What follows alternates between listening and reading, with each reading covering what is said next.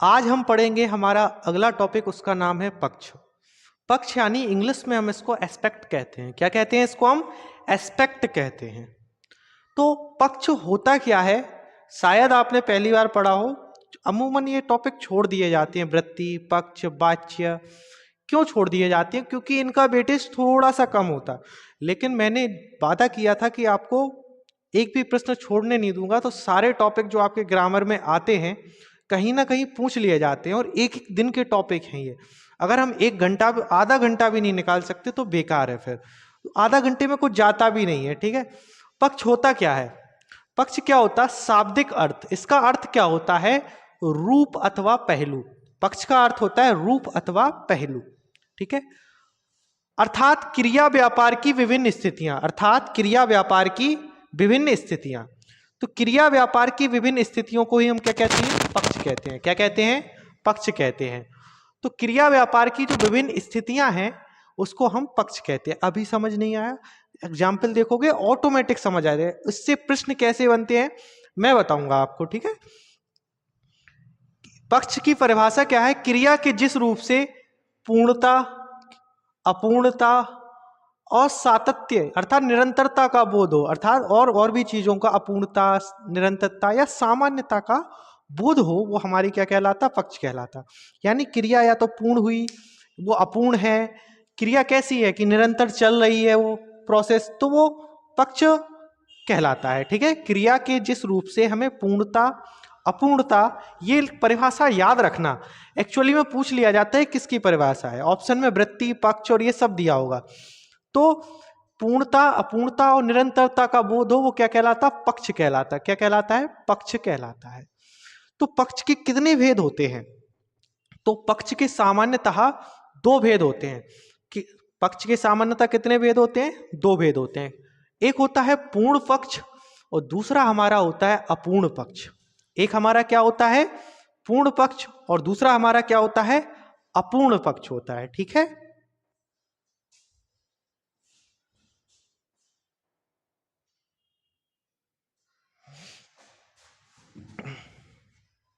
एक हमारा पूर्ण पक्ष होता और एक अपूर्ण पक्ष होता है।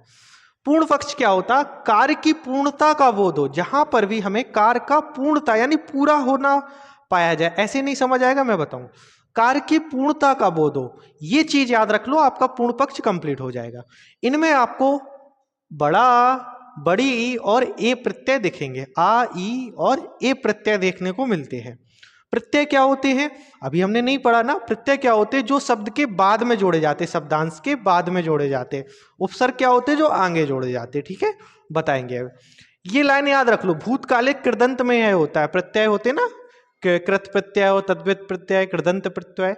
तो ये भूतकालीन कृदंत में होते हैं। आप तो ये पढ़ लो बस, ठीक है। और ज्यादा कुछ आता नहीं है, मैं बताऊंगा क्या आता परीक्षा में। फिर भी पे एक बार नोट्स में आप जरूर लिख लें इसको। ये भूतकाले हम ज्यादा डिटेल में नहीं जाना चाहते क्योंकि इतना ज्यादा इस टॉपिक का वेटेज है नहीं। भूतकालिक कृदंत में यह होता है। जैसे पूर्ण पक्ष का उदाहरण, राम दौड़ा, तो देखो क्या हुआ? पूर्ण हो गया ना। दौड़ा तो दौड़ तो चुका ही ना, स्टार्ट हो गया वो। दौड़ा, राम दौड़ा तो दौड़ तो चुका ना। ऐसे भी समझ आएगा सेंस लगा के। अगर सेंस लगा के आपका समझ नहीं आ रहा तो आप देखो, दौड़ा, बड़ा प्रत्यय दिख गया, आपको यही शब्द मिलेंगे। और यही शब्द क्या, ये 3 एग्जाम के अलावा चौथा एग्जाम को एग्जाम्पल भी नहीं मिलेगा। श्वेता मैदान में दौड़ी तो ई प्रत्यय दिख गया। लड़के मैदान में दौड़े तो ए प्रत्यय दिख गया। तो आपको ना आ, ई और ए प्रत्यय देखने को मिल जाते हैं इसमें, ठीक है। बस आपको इतना सा बेसिक सा याद रखना है कि आ, ई और ए प्रत्यय दिखें और ऑप्शन में आपसे पूछा जाए कि पूर्ण पक्ष है कि आपसे अपूर्ण पक्ष है, तो आप क्या लगाओगे उसमें? पूर्ण पक्ष, ठीक है। पूर्ण पक्ष से सामान्यतः हमें क्वेश्चन नहीं दिखा है। पीवाईक्यूज देखे, यूपीएसआई के, यूपी पुलिस के, अन्य एग्जामों के, जो हमें परीक्षा में प्रश्न देखने को मिले वो अपूर्ण पक्ष से आए हैं। किससे आए हैं? अपूर्ण पक्ष से।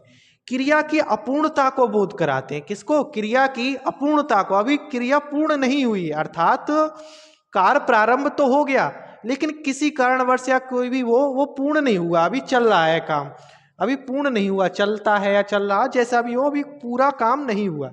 इसके अनेक भेद होते हैं, ठीक है। नित्यता बोधक या आवृत्ति बोधक। पहला कौन सा है? नित्यता बोधक या आवृत्ति बोधक। नित्यता यानी आवृत्ति, नित्य, नित्य रूप से, यानी सतत। नित्य का मतलब होता है सतत, चलता रहे, प्रतिदिन, नित्य सतत प्रतिदिन का भाव का फील कराए आपको, तो वो हमारा नित्यता बोधक या आवृत्ति अर्थात फ्रीक्वेंसी। नित्य का मतलब ही होता है सतत, प्रतिदिन। इसमें कौन से आते हैं? सिंपल सा याद रख लो, नित्यता या आवृत्ति बोधक। प्रतिदिन कार्य करने का बोध हो, यानी जो काम प्रतिदिन डेली होते हैं वो क्या कहलाते हैं? वो क्या कहलाते हैं? नित्यता बोधक या आवृत्ति बोधक। ये चीज आप रट लो। ता प्रत्यय लगता है इसमें। कौन सा प्रत्यय लगता है? ता प्रत्यय का उपयोग होता है, ठीक। जैसे सूरज पूर्व से निकलता है तो डेली निकलता ना, ये आवृत्ति हो रही ना, नित्यता, नित्यता है ना। तो ऑप्शन में आएगा सूर्य, ये आया हुआ है, सूरज पूर्व से निकलता है, तो सूरज जो है पूर्व से प्रतिदिन निकलता है। निकलता नहीं निकलता? आप तो प्रतिदिन लगा लो, आपका सेंस अगर सही बैठ रहा तो वो आपका क्या होगा? आ जाता है मोस्टली। ता प्रत्यय होता है इसमें, बस ये याद रख लेना, ठीक है। मोहन झूठ बोलता है तो डेली बोलता होगा, एक आदत ही है ना झूठ बोले, ऐसा तो है नहीं कि पहली बार ही झूठ बोला होगा। मोहन झूठ बोलता है तो नित्यता दिखाई दे रही ना आपको, बोलता है, ऐसा करता है ना, वो बार बार ही करता है एक तरीके से, यानी प्रतिदिन करता है। सेंस लगाओ दिमाग में, तब ज्यादा समझ आएंगे हमें। जैसे मोहन झूठ बोलता है, मोहन झूठ बोलता है। अगला है राम पढ़ता है, राम पढ़ता है तो डेली पढ़ता होगा, ऐसा तो है नहीं कि पहली बार ही पढ़ रहा। तो राम पढ़ता है तो दिख रहा ना, नित्यता और आवृत्ति का बोध हो रहा। आपको क्या याद रखना है? सूर्य पूरब से निकलता है, वह भोजन बनाता है। अगला क्या है? नीचे नहीं दिखेगा आपको, क्या लिखा? वह भोजन बनाता है। जैसे राम खाना खाता है तो डेली ही खा रहा ना, ये क्रियाएं तो प्रतिदिन होने वाली है ना। वे क्रियाएं एक तरीके से देखो जो प्रतिदिन होने का बोध कराए। आपको नहीं याद समझ आ रहा तो आप बस इतना सा देखो, ता प्रत्यय लगा हो तो नित्यता या आवृत्ति बोधक पक्ष होता है। ता प्रत्यय लगा हो तो नित्यता और आवृत्ति बोधक पक्ष का भाव देता है हमको, ठीक है, वो मतलब पक्ष होता है। अगला देखेंगे सातत्य बोधक। अगला कौन सा है? सातत्य। सातत्य का बोधक होता है निरंतरता। सातत्य का मतलब ही क्या होता है? निरंतरता। इसे प्रगति बोधक पक्ष भी कहते। ये प्रश्न आया था कि निम्नलिखित में से किसको प्रगति बोधक पक्ष कहते हैं? तो सातत्य ऑप्शन में क्या था? ये भी था, ये भी था, ये भी था।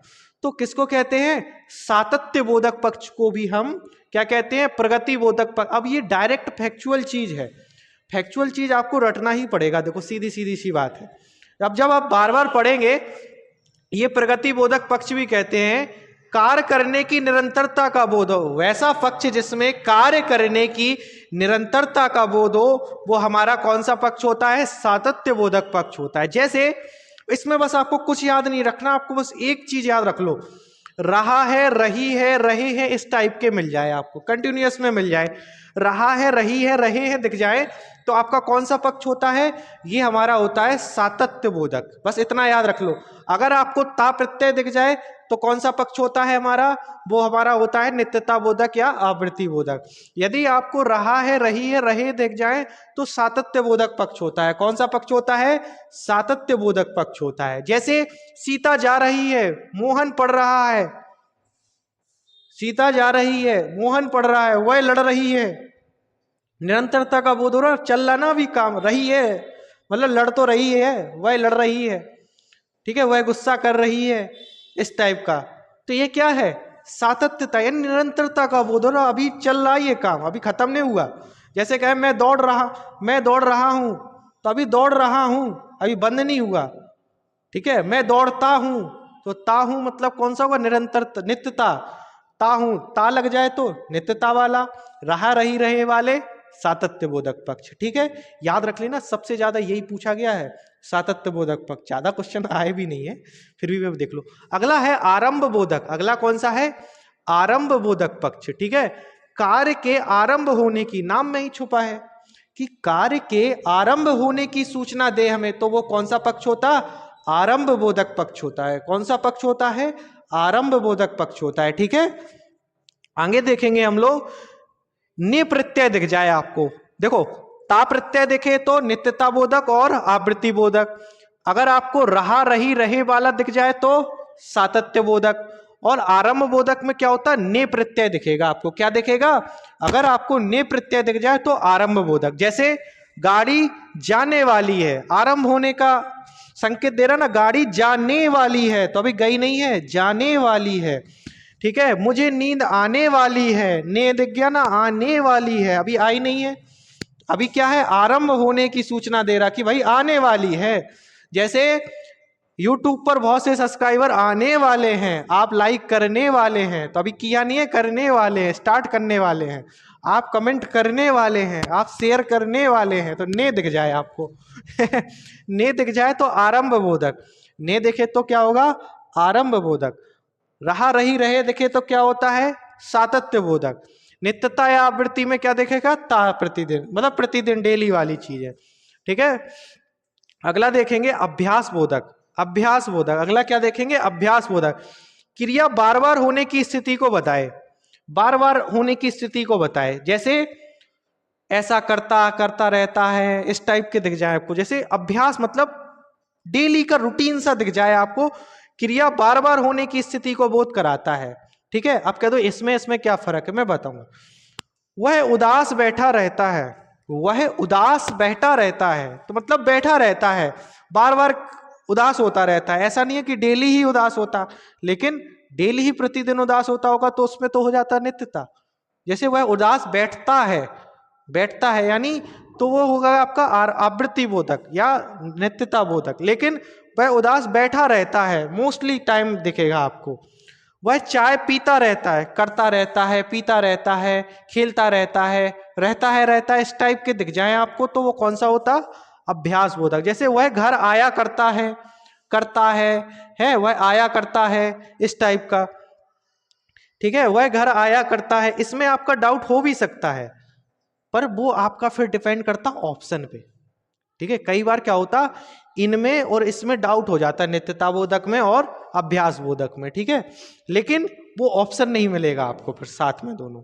ये हम देख लेना, मैंने देखे हुए हैं, वो ऑप्शन नहीं। जैसे सूर्य पूर्व से निकलता है, आप कह दो सर पूर्व से निकलता है, निकला करता है, ठीक है, तो इस टाइप का भी दे दे तो वो तो नित्यता और आवृत्ति बोधक ही होगा, क्योंकि वो प्रतिदिन ही निकलता है। वह घर आया करता है, का प्रतिदिन थोड़ी करता है, मतलब मोस्टली आता रहता है। इसको ऐसे भी तो है, वह घर आया करता है, इस टाइप का। अगर नहीं समझ आ रहा है कोई दिक्कत वाली बात नहीं है, आप तो जितने हमने एग्जाम्पल बताए उतने ही रट लो, आपका काम हो जाएगा। जैसे और एग्जाम्पल मैं आपको बताऊं, जैसे मैं आपको और बताऊं, राहुल चाय पीता रहता है, राहुल चाय पीता रहता है, इस टाइप का, मतलब पीता रहता है, करता रहता है, इस टाइप के दिख जाए तो आपको क्या मिलेगा, अभ्यास बोधक पक्ष का एग्जाम्पल है ये बेटा। और हम आपको बताएं, पक्ष के पूर्ण पक्ष और अपूर्ण पक्ष तो भेद बताइए, लेकिन कई जो व्याकरणाचार्य है उनने दो भेद अलग से बताए, यानी उन्होंने कहा ये पूर्ण और अपूर्ण नहीं होते, उनने अपने अलग बताए हैं। उनने कौन कौन से बताए, इसको मैं रफ कर दूं, फिर मैं बताता हूं कि उन लोगों ने दो कौन कौन से बताए। अन्य विद्वानों के अनुसार हम भेद देखेंगे, स्थिति बोधक, उत्परिवर्तन बोधक। उन्होंने पूर्ण पक्ष और अपूर्ण पक्ष नहीं कहा, उन्होंने कहा स्थिति बोधक और उत्परिवर्तन बोधक। सीधे देख लो, ज्यादा कुछ आता नहीं है, सच बताऊं। एक एग्जाम्पल आया था, इसके चक्कर में मुझे स्थिति बोधक उसके साथ उत्परिवर्तन बोधक पढ़ाना पड़ रहा है, वो भी पीजीटी में आया था, आपके एग्जामों में नहीं पूछा गया। स्थिति बोधक क्या होता, फिर भी पढ़ लो, क्या ही जा रहा, इतना पढ़ा है तो।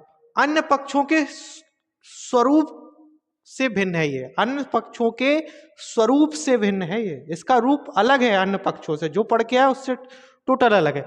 ये क्रिया के व्यापार को नहीं बताता, क्रिया की स्थिति को बताता है। किसको बताता है, क्रिया की स्थिति, कैसी स्थिति में है क्रिया। जैसे बस आपको क्या देखना है, एवं था का उपयोग होता है इसमें, सहायक क्रिया है एवं था दिखेगा। जैसे वो एग्जाम्पल पे डिपेंड करता है आपसे स्थिति बोधक या उत्परिवर्तन पूछ रहा है कि नहीं पूछ रहा है, सारे विकल्प पे निर्भर करता है किस टाइप का। ये हो जाती बहुत सरल है, विकल्प देखोगे तो ऑटोमेटिक हो जाए। राहुल बाग में है, राहुल बाग में है, तो स्थिति क्या है उसकी राहुल की, कि वो बाग में है। ठीक है, राहुल स्कूल में था, यानी राहुल की स्थिति क्या है कि राहुल स्कूल में था। स्थिति क्या है उसकी, कि वो कहां था, स्थिति में, बाग में था। कहां पर है, बाग में है। कहां पर है वो, राहुल बाजार में है। दरवाजे पर क्या है, एक वृक्ष है, तो वृक्ष की स्थिति क्या है कि वो दरवाजे पे है, बाजार में कौन है, राहुल है, तो उसकी स्थिति का बोध करा रहा है। ये क्या करा रहा है, स्थिति का बोध करा रहा है। ये क्वेश्चन आया था। मेरे दरवाजे में एक वृक्ष है, तो कौन सा पक्ष है? ऑप्शन था स्थिति बोधक, उत्परिवर्तन बोधक, इनमें से कोई नहीं, और एक तीसरा कोई एग्जाम्पल दिया था तो स्थिति बोधक। वो पक्षी का नाम नहीं दिया था, क्रिया का नाम दे दिया था, शायद नित्यता ऐसे वो दे दिया था, क्या नाम, सहायक क्रिया इस टाइप का कुछ दे दिया था। तो पक्ष पूछा है और सहायक दे दिया पक्ष, जबकि वो पक्षी नहीं होता कोई। तो मेरे दरवाजे में एक वृक्ष है, कैसा है, स्थिति बोधक पक्ष है, ठीक है। उत्परिवर्तन बोधक क्या होता है ये देख लो।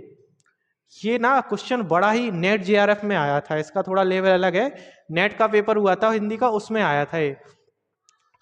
साधन से प्रभावित होकर परिवर्तन का बोध हो तो वहां उत्परिवर्तन बोधक होता है। तो क्वेश्चन आया था, यही आया था कि साधन से प्रभावित होकर, यही प्रश्न आया था, साधन से प्रभावित होकर परिवर्तन का बोध हो तो कौन सा पक्ष होता है, उत्परिवर्तन पक्ष होता है। कौन सा पक्ष होता है, उत्परिवर्तन। जैसे एग्जाम्पल से समझो, चश्मे से दिखाई देता है, तो देखने का साधन क्या है, देखने का साधन है चश्मा, चश्मे से दिखाई देता है, तो साधन क्या है, चश्मा।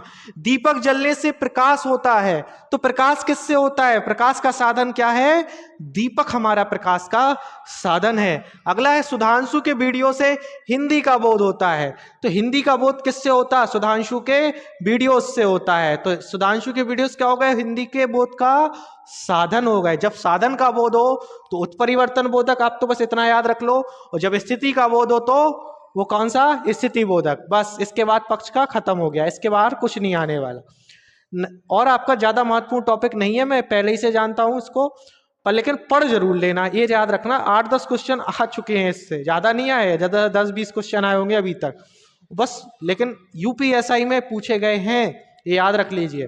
तो अगर वीडियो से हेल्प मिल रही हो आपको तो लाइक शेयर सब्सक्राइब कीजिए, कमेंट कीजिए। मैं 1 मिनट लूंगा आपका। हमारे पास बहुत ज़्यादा साधन तो नहीं है, आपको काफ़ी डिस्टर्ब भी होता होगा कि बाहर की आवाज़ आ रही, कोई यहाँ की आवाज़ आ रही है, तो उसके लिए मैं माफ़ी मांगूंगा, लेकिन पढ़ना है तो पढ़ा जा सकता है, इतनी ख़राब क्वालिटी भी नहीं है। तो बने रहें, नोट्स ज़रूर बनाएं, गुजारिश है आपसे, बने रहें। धन्यवाद।